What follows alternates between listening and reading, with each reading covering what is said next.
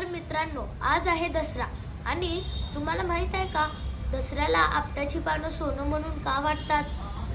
तर या प्रश्नाचं उत्तर मी आज तुम्हाला देणार आहे. तर यामागे एक पौराणिक कथा आहे. खूप खूप वर्षांपूर्वी एक वर्तंतू नावाचे ऋषी होऊन गेले.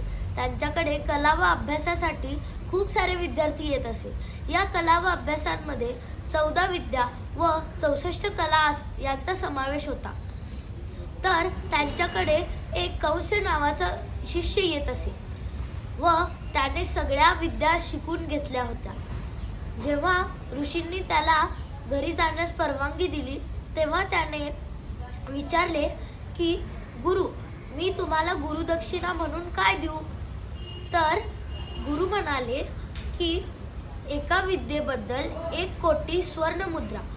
या प्रकारे 14 विद्यांबद्दल 14 कोटी स्वर्ण मुद्रा मला पाहिजे. तर हे ऐकून कंस रघुराजाकडे गेला.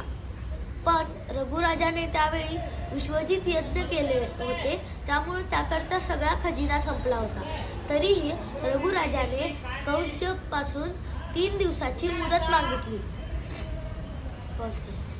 तर रघुराजाने इंद्रावर स्वारी करण्याचा निर्णय घेतला.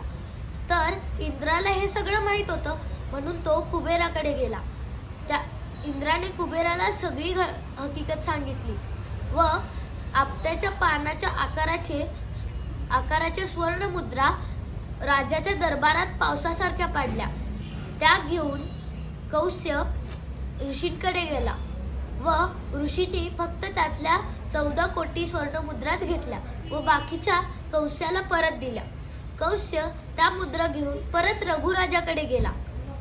पण रघुराजाने बाकीच्या मुद्रा घेतल्या नाहीत, म्हणून त्याने त्या मुद्रा आपट्याच्या झाडाखाली ठेवून लोकांना त्या लुटण्यास सांगितले.